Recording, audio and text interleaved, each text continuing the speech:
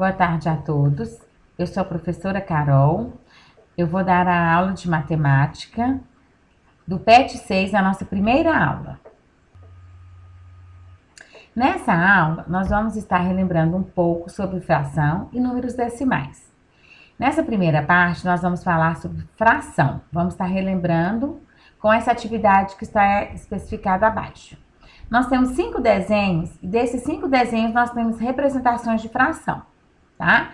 E aí, o que eu fiz do outro lado? Eu coloquei no primeiro lado o que poderia ser as respostas, e do outro lado eu coloquei a resposta correta, identificando qual a representação correta daquele desenho. No primeiro desenho, nós temos um triângulo. Esse triângulo está dividido ao meio, e uma parte desse triângulo está colorida. Então, ele está dividido em duas partes e uma parte dessa está sendo colorida. Então, qual que é a representação dele? Meio seria 1/2. Embaixo do triângulo, nós temos um quadrado. Esse quadrado está dividido em 4, porém, dessas 4 partes, somente uma parte está colorida. Então, nós temos 1/4, né? Ele foi dividido em 4 e dessas 4, uma parte foi colorida. Nós temos abaixo também um círculo, né? Esse círculo também foi dividido ao meio, então, e tem uma parte colorida. Então, a representação desse círculo é 1/2, que nós lemos como se fosse meio.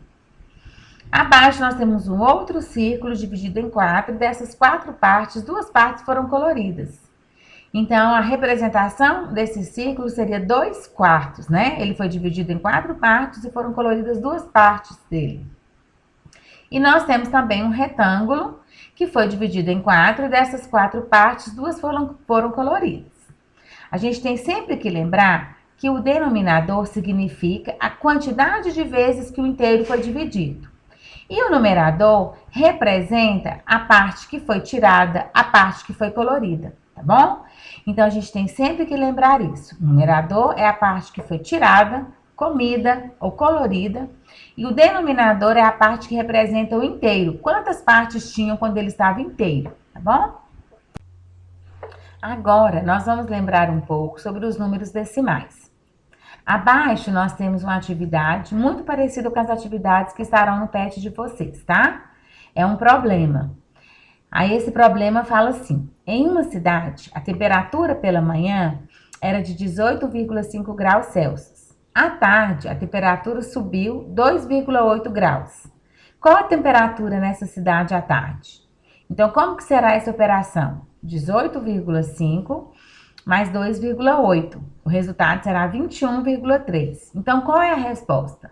A temperatura à tarde será de 21,3 graus Celsius, tá? Prestem bastante atenção onde está a vírgula. Coloquem os números embaixo um do outro na ordem correta, para vocês não errarem as contas, tá bom?